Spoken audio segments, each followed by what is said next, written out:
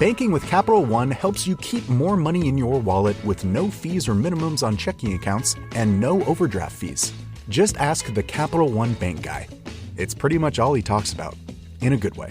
He'd also tell you that this podcast is his favorite podcast, too. Aw, really? Thanks, Capital One bank guy.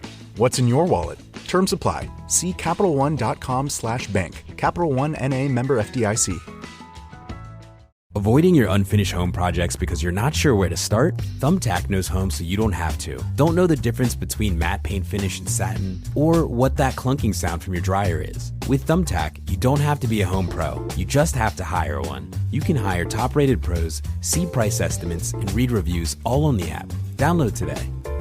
If your dog could talk, they'd beg for Ollie. The full-body tail wag, the excited little hops, the big, goofy grin, that's the Ollie effect. Ollie delivers clean, fresh nutrition in 5 drool-worthy flavors, even for the pickiest eaters. Made in U.S. kitchens with high-quality, human-grade ingredients, Ollie's food contains no fillers, no preservatives, just real food. Just fill out Ollie's 30-second quiz and they'll create a customized meal plan based on your pup's weight, activity level, and other health info. Dogs deserve the best, and that means fresh, healthy food. Head to ollie.com/healthypup, tell them about your dog, and use code HEALTHYPUP to get 60% off your welcome kit when you subscribe today. Plus, they offer a happiness guarantee on the first box, so if you're not completely satisfied, you'll get your money back. That's OLLIE.com/healthypup and enter code HEALTHYPUP to get 60% off your first box. A new era of power has arrived with the Alienware Area 51 gaming laptops, intentionally engineered to push more power to the CPU and GPU for maximum performance. This otherworldly power, paired with the game-changing AI capabilities of NVIDIA GeForce RTX 50 series GPUs with DLSS4, amplifies performance and image precision for ultra-smooth, stunning gameplay. And with the new cryo chamber design, airflow is focused exactly where it's needed most. Fused with Alienware's enhanced thermal solutions, it creates a higher power output without raising noise levels, allowing you to play with confidence even during the most demanding marathon gaming sessions. So no matter what you are playing, Alienware ensures every game runs precisely as its developers intended. A new era of power is here. All you have to do is take it. Discover Area 51 today at alienware.com. This is the Daily Tech News for Thursday, July 10th, 2025. We tell you what you need to know, follow up on the context of those stories, and help each other understand. Today, Dr. Niki tells us about Colossal's plans to genetically engineer fowl, and VO3 brings image to video to Gemini. Yeah, it does. I'm Jason Howell. I'm Windwet Dow. Let's start with what you need to know with the big story.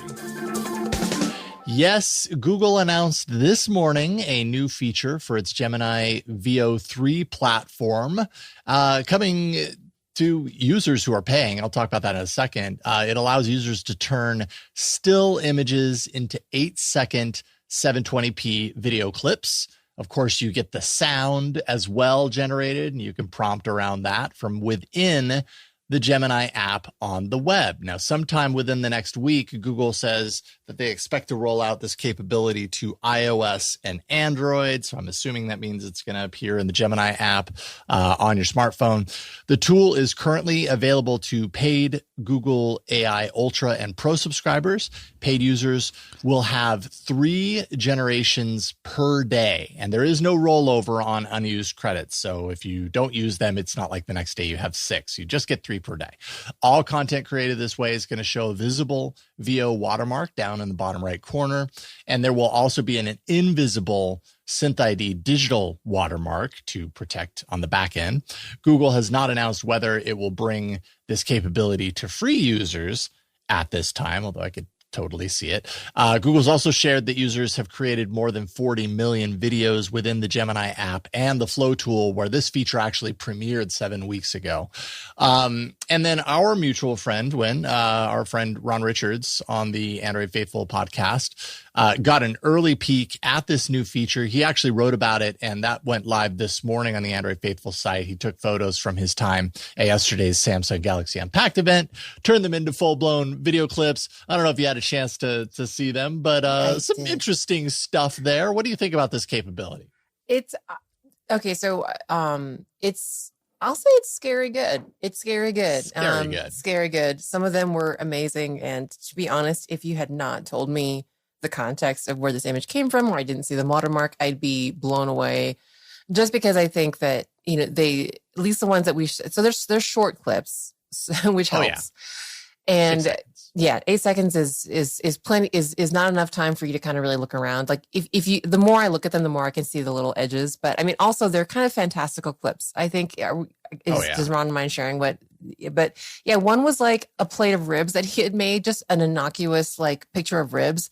And then all of a sudden this little green alien comes over and picks up one of the ribs and eats them. And it's kind of wild. Like I would never have guessed that it was, again, AI generated, other than the fact that it was a little green alien. And it gets these weird little details correct. Like the alien picked up the rib and there was like a sauce stain underneath the rib. And again, this was a still image that did not exist. Like there was no information, directly given in. So I think it's scary good. It's absolutely fascinating. And I think I just went through some of the other clips as well before we started rolling. And it's incredible. I'm very thankful for the watermark because this is, I mean, I'm blown away. I don't even know what else to say other than, wow. Yes. Yeah. I mean, there's nothing that I've seen that I'm like, oh my goodness, that's bending reality to the point to where, let me just say this. Mm-hmm. I'm not afraid of what this means about anything yet. I think a lot of people jump to the, oh my goodness, what is this going to do for misinformation and blah, blah, blah. I'm firmly of the belief that like we've always had misinformation. We've always had tools to fake reality. And this is just another extension of that. Sure, there's a scale issue here. It's a different scale.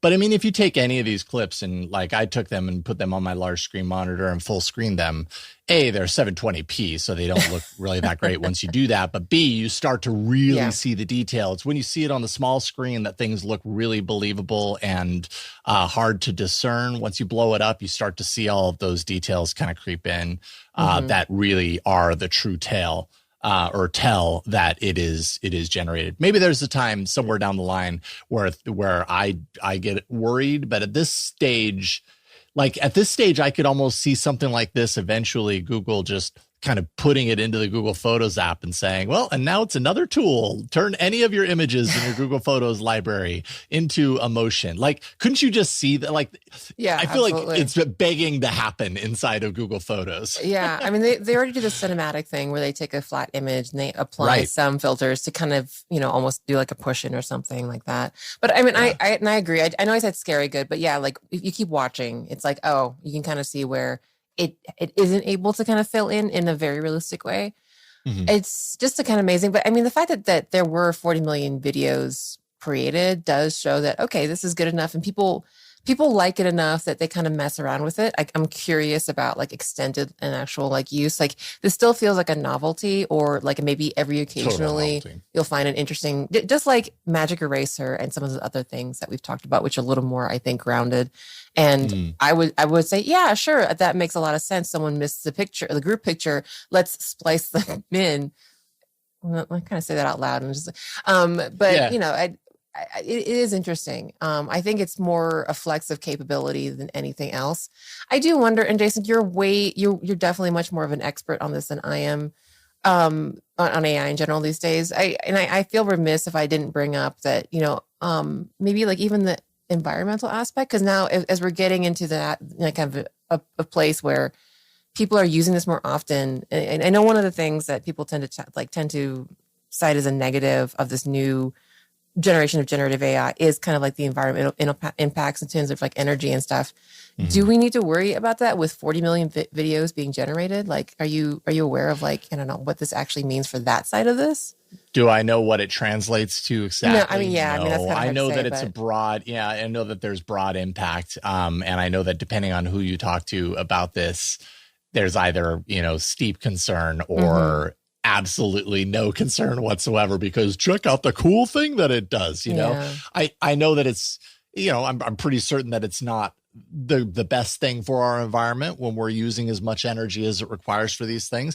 Maybe there's a tiny sliver of solace in the fact that things like this and some of the features that we're going to talk about later in this show that are coming to other competing platforms are behind in some cases, very steep paywall, because maybe that kind of drives the kind of user base down. But we've also noticed in AI that a lot of these features are paid for / expensive / heavily throttled in the beginning, and then over time they become table stakes and everybody has access to it. And that's like, I wouldn't be surprised if this is kind of heading in that direction eventually, as they all are. They all continue to push each other further and further. And what does that do on a wide scale to the environmental impact of these things? I think you're right. I think it does have a negative impact, and it's certainly something to pay close attention to. I also think there's a lot of people in very important places kind of waving the magic wand, waving their hand over the air and saying, that's not the thing you should be paying attention to. You should be paying attention to the cool things that this does for your productivity, for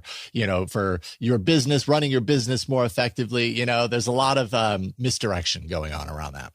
That's a really fair point. Thanks for chipping that in. Cause I think sometimes and especially as an engineer, I always try to figure out all the impacts. And so I appreciate that perspective. But I mean, for what it's worth, it's pretty cool. If you want a cute little 8-second clip. So it's interesting. Well, DTNS is made possible by you, the listener. We want to take time to thank Tim Deputy, Brandon Brooks, and Joni Hernandez. Yeah. What's up, patrons? Picture this. You're in the garage, hands covered in grease, just finished up tuning your engine with a part you found on eBay, and you realize, you know what? I could also use new brakes. So where do you go next? Back to eBay. You can find anything there. It's unreal. Wipers, headlights, even cold air intakes. It's all there. And you've got eBay Guaranteed Fit. You order a part, and if it doesn't fit, send it back. Simple as that. Look, DIY fixes can be major. Doesn't matter if it's just maintenance or a major mod. You got it, especially when things are guaranteed to fit. So when you dive into your next car project, start with eBay. All the parts you need at prices you'll love. Guaranteed to fit every time. eBay. Things people love. In business, they say you can have better, cheaper, or faster, but you only get to pick two. What if you could have all three? You can with Oracle Cloud Infrastructure. OCI is the blazing fast hyperscaler for your infrastructure, database, application development, and AI needs, where you can run any workload for less. Compared with other clouds, OCI costs up to 50% less for compute, 70% less for storage, and 80% less for networking. Try OCI for free at oracle.com/dailytech. oracle.com/dailytech. Banking with Capital One helps you keep more money in your wallet with no fees or minimums on checking accounts and no overdraft fees. Just ask the Capital One bank guy. It's pretty much all he talks about, in a good way. He'd also tell you that this podcast is his favorite podcast, too. Aw, really? Thanks, Capital One bank guy. What's in your wallet? Terms apply. See CapitalOne.com/bank. Capital One N.A. member FDIC. The Snack Wrap is back. This episode of Giggly Squad is brought to you by McDonald's, and I'm so excited to tell you that the Snack Wrap, featuring juicy white meat chicken, shredded lettuce, melty cheese, creamy ranch, sorry I'm drooling on the microphone right now, all wrapped in a soft tortilla, is back on the menu. They have it in ranch or spicy, a spicy pepper sauce if you're feeling frisky. Try the Snack Wrap that broke the internet at a McDonald's near you. Loneliness as a feeling is part of the human condition, and it's not necessarily my job to rise above it. It's my job to listen to it. Feeling lonely is natural, a signal that something's missing. But sitting with loneliness can be hard, and filling that void quickly often feels like the easiest choice. On the latest episode of Mind If We Talk, host and licensed therapist Hasu Jo and her guest, Case Kenny, discuss the topic of loneliness and how it might be an opportunity to reconnect with yourself and realign with what truly matters to you. If you're looking to fill your life with deeper, more meaningful connections and uncover the difference between being lonely and just being alone, this episode is for you.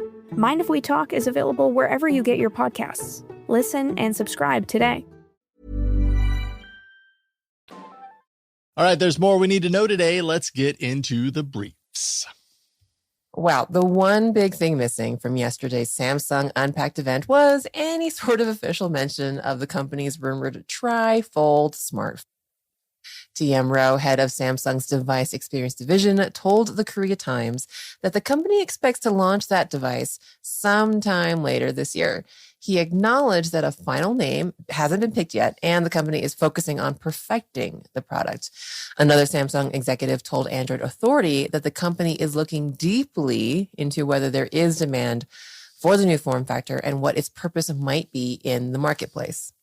Yeah. I mean, Samsung's had this concept for quite a while. This is not the first year that we've heard about a trifold. In fact, earlier this year I was in Barcelona at Mobile World Congress, and Samsung had their trifold prototype out. They've been talking about it for a handful of years. I'm sure they've done a lot of looking into these kind of things when it comes to that form factor, since they've been working on it for so long. So I'd be surprised if they haven't figured that, there is some sort of demand for this. I don't know how steep the demand would be, but I think it's interesting that they're acknowledging it head on and basically saying, yeah, you know what, later this year, you're probably going to see it. And I don't know. I'm a fan of unique form factors. That would be very interesting to see. I'm looking forward to it. I do think it's a really great point, though, that they do point that out. And I think whenever I mention it or show it to other people in the mobile space, they're like, that's great, but when would you use that? Or who's buying that? I think is the number one thing, and especially with the price point, since we already kind of are. I think there's some people pushing the limit of pricing and what's reasonable for even high-end phones. Yeah. Trifold's obviously just a whole other class of cost. So yeah, no, I think that's really unique that they did. We're showing their hand a little bit on their strategy, and it's really fair. And I think it kind of makes sense. It actually gives me a little more, I don't know. It makes me feel like, okay, they're thinking about this, and maybe it won't just be a lark or a niche, a super, not that foldables aren't niche already, but a super, super niche product. Yeah.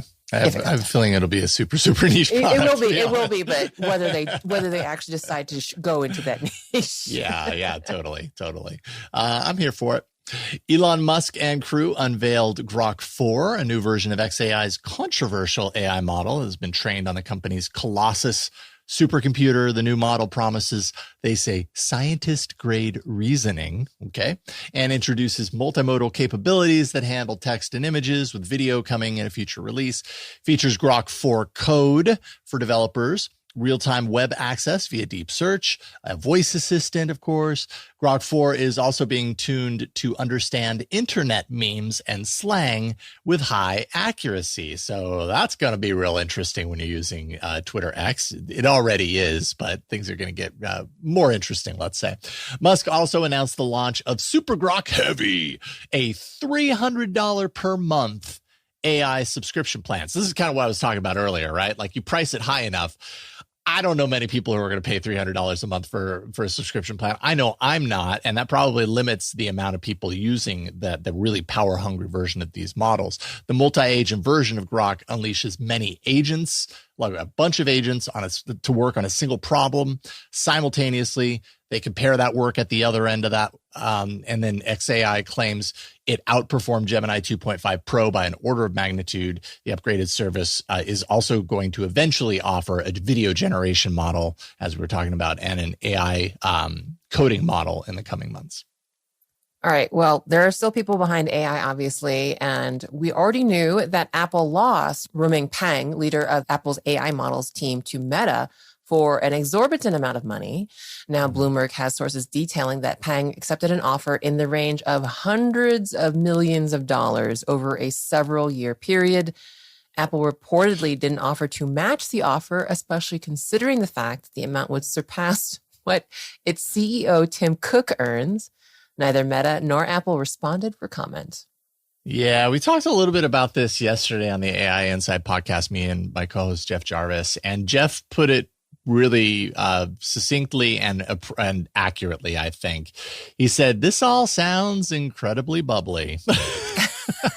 When you're paying hundreds of millions of dollars to a single engineer over the course of a number of years for a single project that you're working on, tied to a technology that everybody in technology is going gaga over right now, feels a little bit like a bubble. Obviously, time will tell, but I can't it's hard for me to imagine that any one person is worth that much money. Mhm. And especially someone like, don't get me wrong, Rumeng is obviously incredibly smart, right? I'm not saying that he's not, but is anyone really worth that much money? What does Rumeng have that a bunch of other people for far less money couldn't also provide? I don't know. It's just weird to me. That's what I'm going to say. I am definitely not an engineer on the scale of Rumeng at all. So I want to say that clear. But I have to agree with you as someone who's just a normal person and already understands maybe how many people are that smart. I agree with you, and also always like investing in a person like that obviously is a long-term bet. Also given Apple's placement right now in the AI space, when are they going to when are they going to recoup the expenses of bringing on this obviously very talented but singular person, as you said? The math is just so weird. So I will defer to Jeff on this, that it does seem a little bubbly and not in the delightful champagne way. Like champagne sort of way. I mean, there's probably some I bet Rumeng sees it in a champagne sort of way. He was probably bathing in a bathtub of champagne. It is a little interesting. I mean, I think at the end of the day, Meta, I keep saying this, Meta has mountains of money to throw at problems. I think all these big tech companies do right now. None of them wants to be left behind. Yeah. Zuckerberg sees this super intelligence jump as critically important. And so maybe at the end of the day, it kind of doesn't matter if one person is worth that amount. If you have the money to spend it, all that matters is, can we get the people we really want? Period. End of story. And you give someone a level of, like, an order of magnitude more money than than they could even imagine, you're probably going to get them. The question is, does the strategy end up working for Meta? Do they actually achieve this super intelligence point that they're suddenly prioritizing? And is that great for their business? Does it end up being worth it when you're spending that much money? Remains to be seen. I wonder if it's almost, just one more question. It's like, I wonder if it's almost like a marketing thing, not the same industry at all, but, film companies will spend millions of dollars just to advertise a movie. That's just part of the budget, a huge part of the budget, even though it feels like not a substantive part. I almost wonder at this point, because the AI landscape is so full of everybody doing all sorts of things, that if anything else, just the attention and the fact that, hey, we're here, we're making big moves, check our, we're a big player here, is part of that as well. And that maybe that is, I don't know. I'm sure that's as Meta goes, a cheap way of, it's not cheap, but an interesting, a good investment in getting attention. Yeah, no, they're getting a lot of attention. I'll say that. Garmin smartwatches now provide Google Maps support on their watches, synced up to the Maps app on Android devices. Sorry, iOS is currently unsupported. We'll see if that changes sometime soon. The Google Maps app needs to be installed from Garmin's Connect IQ store. Once run, the watch will sync with the app on your smartphone, your Android smartphone, and then it will vibrate, it'll show the directions. It'll also vibrate for every new direction that comes up on a given route. Garmin says that fitness tracking capabilities will continue to work uninterrupted while Google Maps is running in the background on those devices. This might be a big game changer for them. I've talked to multiple people that use Garmin that this is kind of a big deal, especially folks that, cycle, or that, and apparently even like, I'm going to get this wrong, motor sports, like going to the track, are actually physically heavy exercises. So big game changer for some people. So good on you, Garmin. Okay. All right. Well, do you remember when GameStop made headlines during the Nintendo Switch 2 launch week, when employees stapled receipts to the boxes of sold consoles that then rendered the device's inside damaged as a result of that staple going in and poking the screen? Well, GameStop has given replacement units to the impacted buyers. Yay! And is going one step further by auctioning off the stapler that caused the chaos in the first place. Proceeds for the auction will be directed to the Children's Miracle Network hospitals.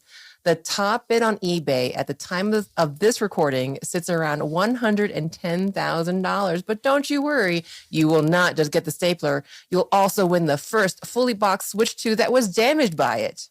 The auction ends next Wednesday. Wow. $110,000 right now with like a week to go on this thing. And when I read this, I couldn't help but think somewhere out there in the world, there is like at least one person who is such a stapler fan that they're like, I've got to have this one. I've got to have Milton's red swing line stapler from Office Space. You know, just like it's worth it for me to have these two precious stapler items in my collection. I love it. No, that's the only thing I could think of was of Office Space and the red stapler. Of course. How can you even talk about staplers anymore and not think about Office Space? And now I know what I'm watching this evening. Yes. OpenAI is reportedly working on a new browser to challenge Google Chrome. This is according to Reuters sources. The browser, which aims to keep web browsing locked into a chat-style experience, so maybe less of a web browser the way you're used to, more of a chat-integrated web browsing thing, might launch in the coming weeks, according to those sources. Just yesterday, just as a quick reminder and related note, Perplexity had launched its agent-based browser, Comet, applying further pressure on Google, which is really kind of, I think, the bigger picture here is that Google has dominated the browser space for such a long time. It's so deeply integrated into its business model and the way it does things. And now we're kind of venturing into this realm where these AI companies think that they can offer a browser that does things different, that actually has the potential or the power to pull users away from Chrome and into theirs. Obviously, time will tell. I'm not entirely convinced, but interesting nonetheless. This is yet another trend happening right now. All right. Well, Bloomberg's Mark Gurman reports that a new version of the Vision Pro could arrive sometime this year. And when it does, expect an updated Apple M4 processor to be inside with improvements to the headset's image signal processor and video encoding and decoding capabilities. Apple is also working to make the headband more comfortable to wear for extended periods of time. Don't expect major changes to the device design, though the use of the M4 chip could signal a marginal drop in price for the expensive headset. Gurman says a broader redesign of the Vision Pro could come sometime later in 2027 with significant weight reductions. Okay. Curious to see where that lands. I mean, this is an expensive headset, no matter how you slice it. So maybe the use of the M4, and the reason that they say could signal a marginal drop is because the M4 chip was in, certain Apple laptops as of last year that have dropped in price. So it's possible that using that in the headset might actually lower the price. If it did that, it probably wouldn't be drastically, but hey, when a device costs more than $3,000, any bit is a savings, let's be honest. So Major League Baseball will use its automated ball strike system as a challenge option during the All-Star game. This gives team pitchers, catchers, and hitters a total of two attempts during the game. So they only get 2 tries throughout the entire game, each team, to contest an umpire's call with the help of computer vision technology. And not only that, they have to do it immediately. Like there can't be any deliberation. It's like the batter would have to tap his helmet immediately after the call in order for it to take. If the ABS system agrees with the umpire's call, the challenge is failed. If the system determines a different call than the umpire called, the team is able to accept that new ruling. The MLB has not committed to making this system permanent for regular season games, but you have to imagine like this is a pretty big kind of area or space to test it out in, aside from kind of like preseason games that I think they had tested this out with before.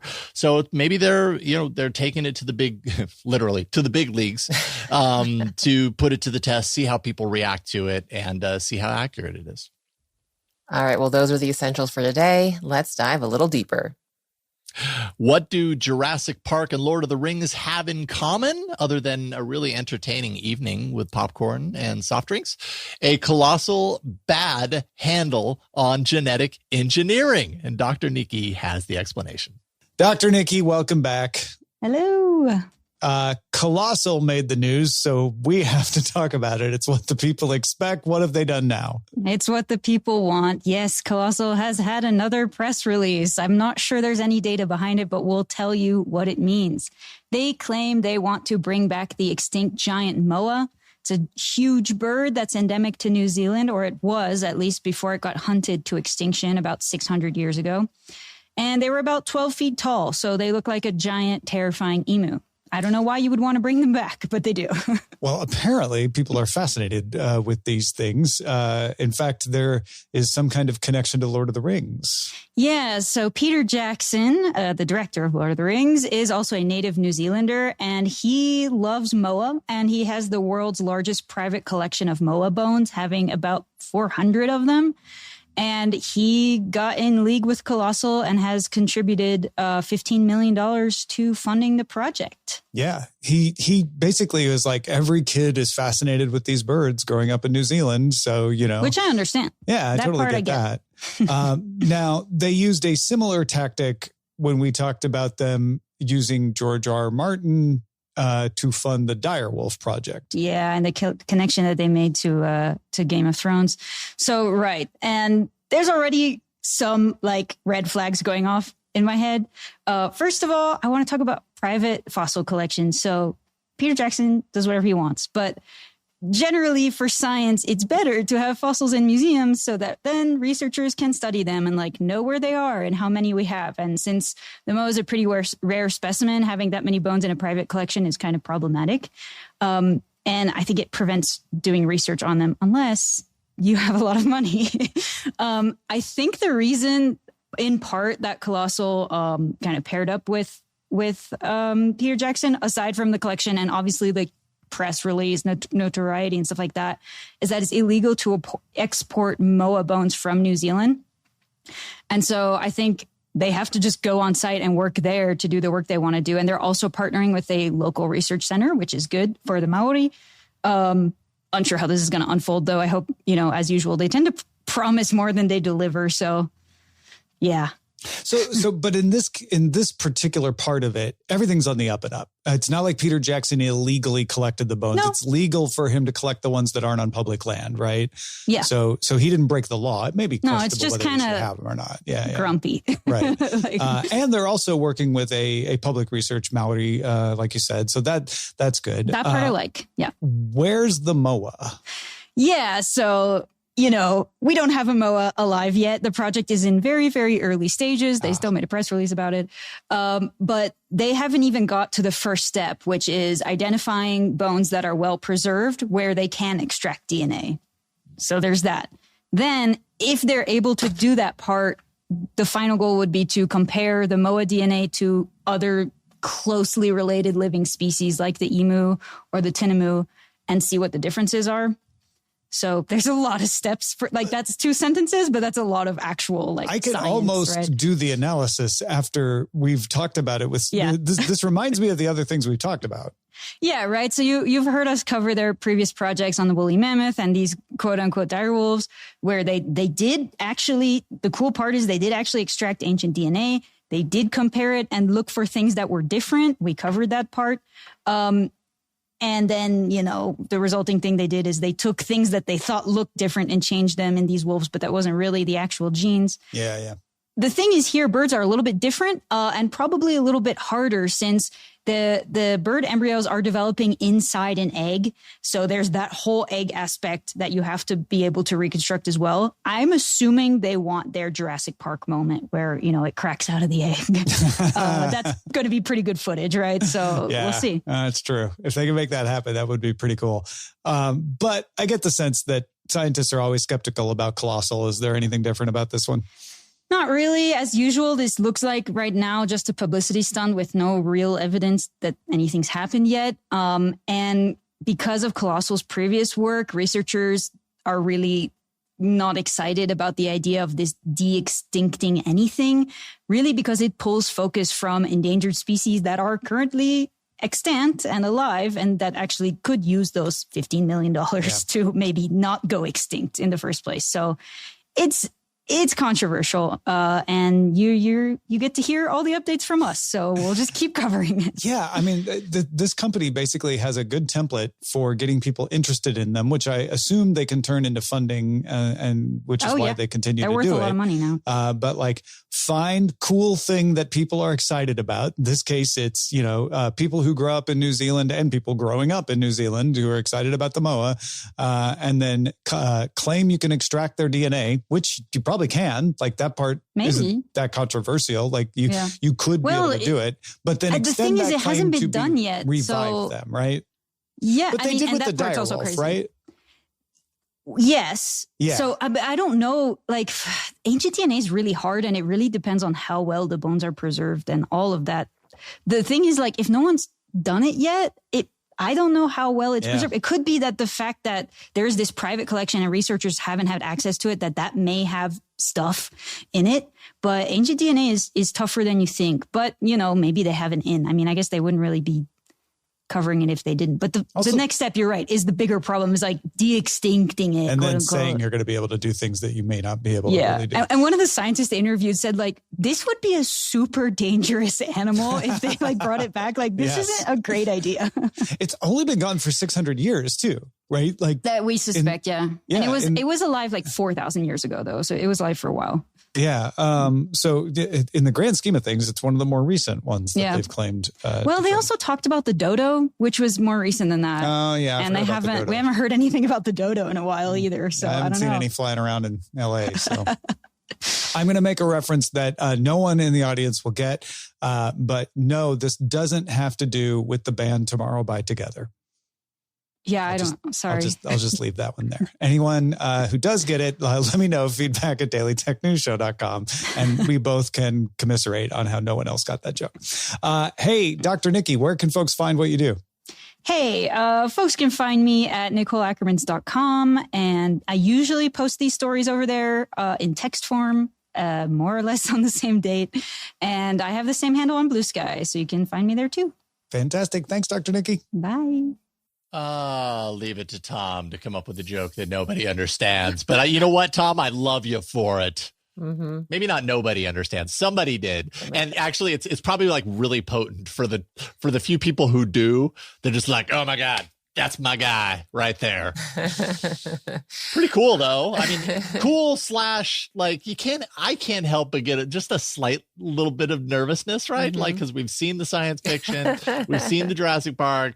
You can't help but go like, but is this a smart idea? We're playing around with, things that maybe we shouldn't be playing around with. At the same time, I can nerd out on the possibility of, wow, it's pretty amazing if that does, if that is even possible, whether we should do it or not.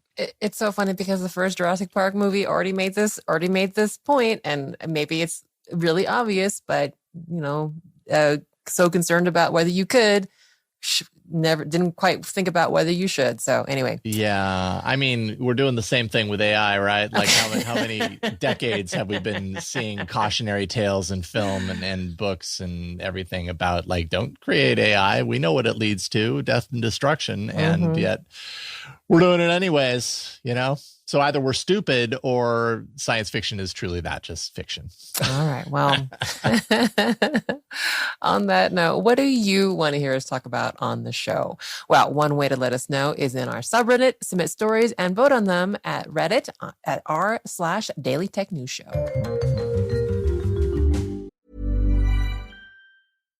Banking with Capital One helps you keep more money in your wallet with no fees or minimums on checking accounts and no overdraft fees. Just ask the Capital One bank guy. It's pretty much all he talks about, in a good way. He'd also tell you that this podcast is his favorite podcast, too. Ah, really? Thanks, Capital One bank guy. What's in your wallet? Terms apply. See CapitalOne.com/bank. Capital One N.A. member FDIC. Quince believes that quality products shouldn't be a luxury, whether it's a breathable 100% European linen shirt or effortless stretch cotton pants. All of their high-end, top-quality pieces are about half the cost of similar brands. Yes, really. By working directly with top artisans and cutting out the middlemen, Quince gives you luxury pieces without the markup. Get the high-end goods you deserve at quince.com/upgrade for free shipping and 365-day returns. We end every episode of DTNS with some shared wisdom. Today, Andrew is helping us understand. Andrew writes, DTNS crew, the conversation around the Pixel 6a's battery reminded me of one of my favorite new features on Pixel phones, charging optimizations that let you limit charging to 80% and providing pass-through power after that. Charging from 80 80 to 100% is where most of the battery wear happens. I've been using the feature on my phone since it came out, where I used to average 30 charging cycles a month, 30 charging per month on my phone. Now I average less than 10. When I am traveling and know I'll be away from my charger for a whole day, I switch the setting back, but it's made for a much easier day since I'm not juggling, unplugging and replugging, trying not to overcharge the device. Thanks, Andrew. Yeah. Coincidence that this new feature is happening now when Google is battling, battery health on a number of its previous smartphones? I don't know. But yes, great feature. Absolutely. Good to have it. Options are good. And, again, you can choose to use it or not, because some people will be like, well, why do I care? Like, I want max now. And you can do that if you so choose. What are you thinking about? If you have insight into a story, share it with us. Feedback at dailytechnewsshow.com. Thank you, Huyen. Big thanks to Dr. Niki. Thanks to Andrew. So many thanks to go around. And Tom, of course, for contributing to today's show. And thank you for being along for Daily Tech News Show. You can keep us in business. All you got to do is become a patron at patreon.com/DTNS. We'll see you tomorrow. The DTNS family of podcasts, helping each other understand. Diamond Club hopes you have enjoyed this program.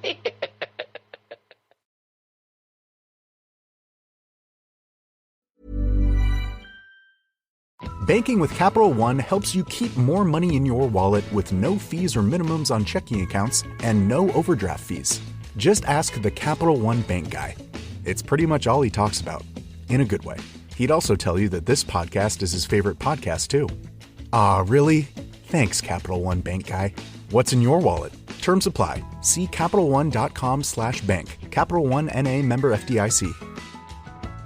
Hey guys, it's Hannah from Giggly Squad. You know I love beauty, and that's why I go to Sephora. It's not just shopping, it's like a glam experience. The beauty advisors actually get beauty, unlike those big box stores, and they give me all the advice I need. And I love going with the products you can only find at Sephora, like my new favorite Kayali fragrance, my perfect shade of House Labs foundation, and finally restocked my Laneige lip mask. All with the help of real experts.